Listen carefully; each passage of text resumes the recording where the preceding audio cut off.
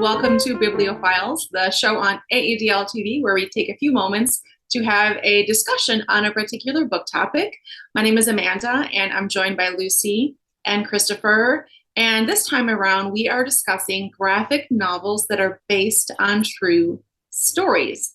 And I'm excited to hear what everybody chose this time around. Christopher, what did you bring to share with us? Well, I chose the book Fire Story by Brian Fees.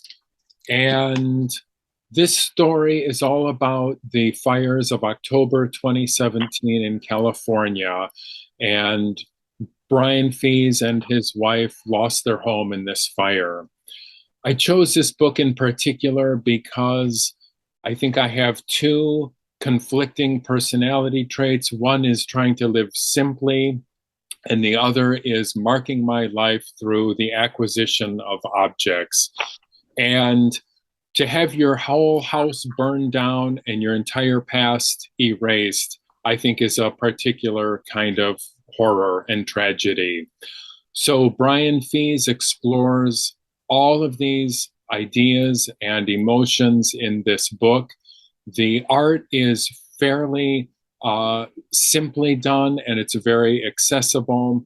He also intersperses his personal story with the stories of other people that went through the fire that he became acquainted with. There's one passage in particular I just wanted to touch on. It's a page called Things I Will Never See Again. My grandma's Depression-era glass candy jar, our antique phonograph, everything I ever drew or painted or made, everything else. So there's a long list of things that he has lost, and I think it's a pretty sad story. Ultimately, I suppose he and his wife come to terms with their house being gone, but I'm sure it's something that will last the rest of his lifetime. At one point, he's even talking about some memories and some old movies that he took of his children, and he realizes those are all gone too. So there are these constant reminders of things that have left his life. So it was wonderful. It's a quick read, and I found it very poignant. So that is Fire Story by Brian Fees. Lucy, what did you pick? That sounds really interesting and maybe a little hard to read, but I definitely want to look at that one. I picked a book called Our Stories Carried Us Here.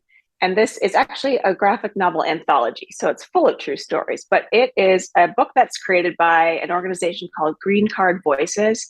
And they are Minneapolis based, and their goal is they're a nonprofit that wants to connect immigrants with different ways of telling their stories. So they do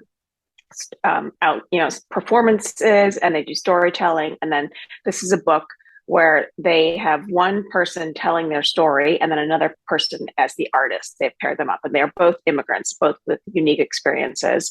And so you get a wide variety of different stories of how these people came to the United States. In this book, there's someone who's a refugee. He's a Rohingya refugee from Myanmar. And so he talks about like the really harrowing trip that he had to take to get here. There's someone who is a dreamer, and she talks about the realities of trying to apply to college through the DACA program, and like how counselors in high schools here don't really realize that there are different steps for you if you are not a citizen, and just being overlooked in that way. And there's a woman who comes as an adult by choice, but she still talks about the difficulty of language, and transportation is different, and all these things that are different for so many different reasons. And when people get here, some that are really interesting. There's one that's written by a high school student, and he came to the country from Kazakhstan as part of the diversity immigrant visa lottery.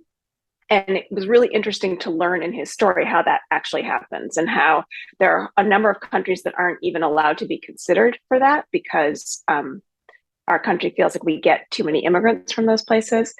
And then when they say lottery, they mean you win a lottery to be considered, you know.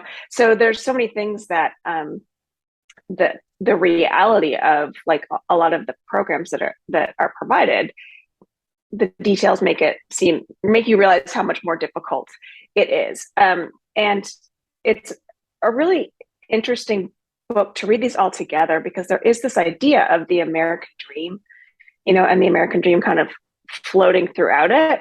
But you realize that that's not really a universal truth for everyone. You know, and there's different pathways to achieve it, but there's also a lot of obstacles. And there's like the young woman who ends up going to Emory after she does apply to college through the DACA program. She does say, "Well, I'm grateful for the opportunities I've been granted. The road I was on never became easier. This country has given me many opportunities, but it has done so with reservations." And I just think that was an interesting framing for how her experience worked out. So I loved reading this because there were so many different graphic styles, and there were so many different stories and so many different experiences. And each one of the graphic artists also has like a link to either a website where you can see their work or other places. And then at the back of each story, there is a glossary. So it will help you, like if you are not familiar with all the terms that they are talking about around their particular immigration experience, that's available for you. And I also learned about Green Card Voices and the organization that's doing this, and how they want to share the broad spectrum of narratives that immigrants have in coming to this country. And so that is our stories carried us here. So it's a bunch of true stories. So I felt like it counted. Amanda, what did you pick?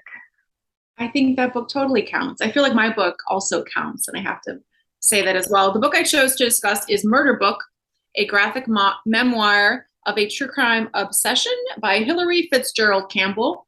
And it is a graphic memoir, and it does discuss true crime. It's a murder book. The author is obsessed with murder books, so she wrote a murder book. It is a graphic novel. All of the illustration inside, it's all black and white cells, and each page has different layouts.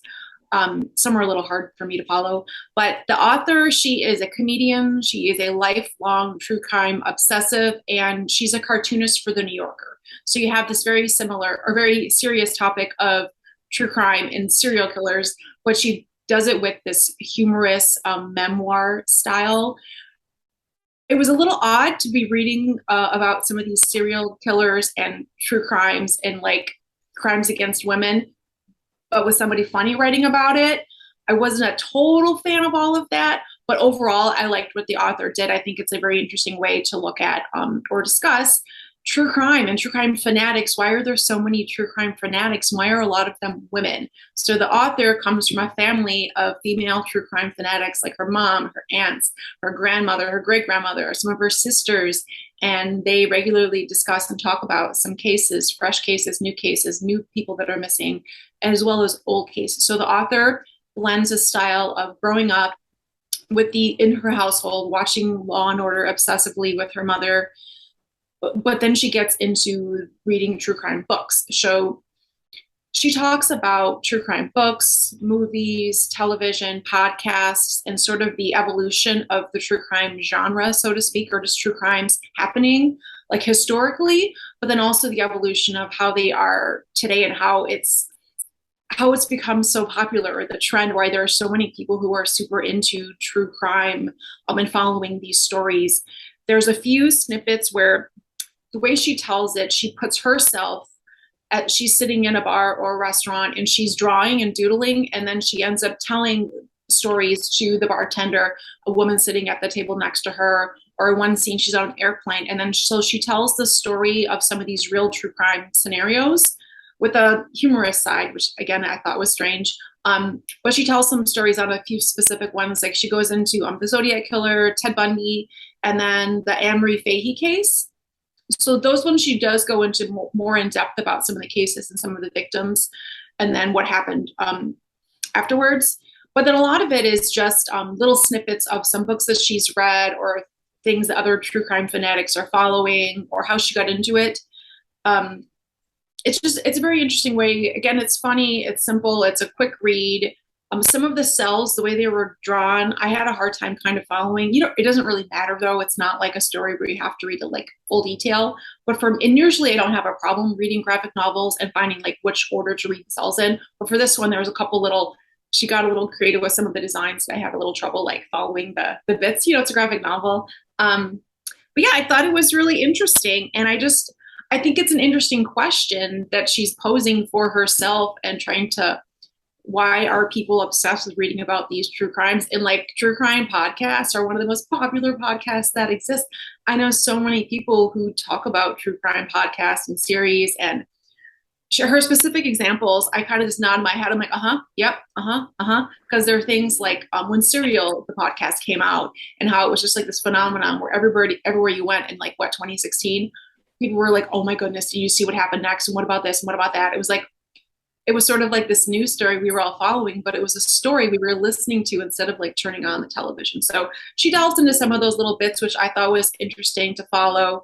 It was a really interesting book that I just thought it was really well done, and it's funny.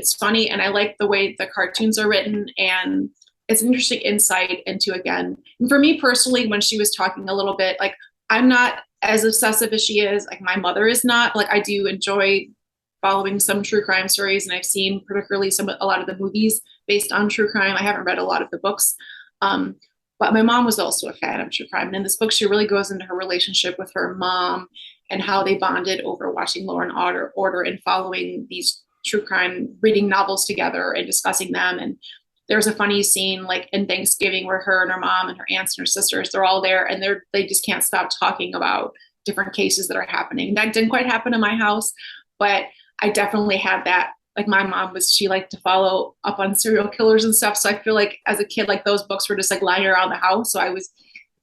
And we all liked watching those like police procedural shows and crime dramas and like all those like 48 Hours and Unsolved Mysteries, like all of that stuff like in the 80s and 90s was on in my house. So I identify with those parts of the book, which I think for me personally made it more enjoyable. I do think that it would be kind of neat if this book, this wouldn't be her book if she did it, because she's a comedian and she started by telling these stories on stage and then went into writing the book.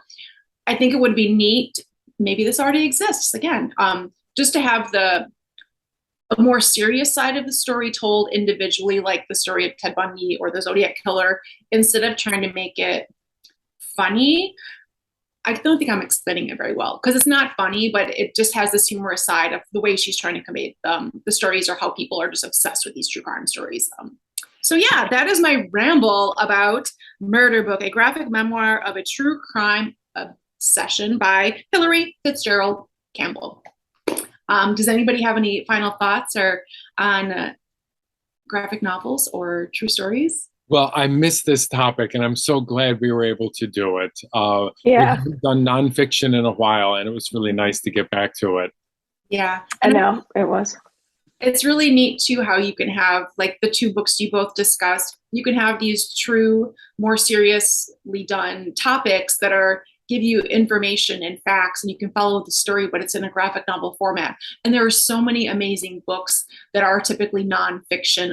I mentioned one earlier. I talked about the March graphic novel series about John Lewis. Amazing. So there really are some, and they make them for all ages. There's teen, the ones for kids, ones for adults, and it's a really cool way to just absorb and read and get information about a historical topic.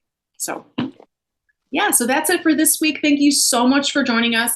If you have any amazing graphic novels or nonfiction, let us know. We'd love to hear what you have to say. Then you can click the link below. It'll take you to the library's website. Thanks again for joining us, and we'll see you next time.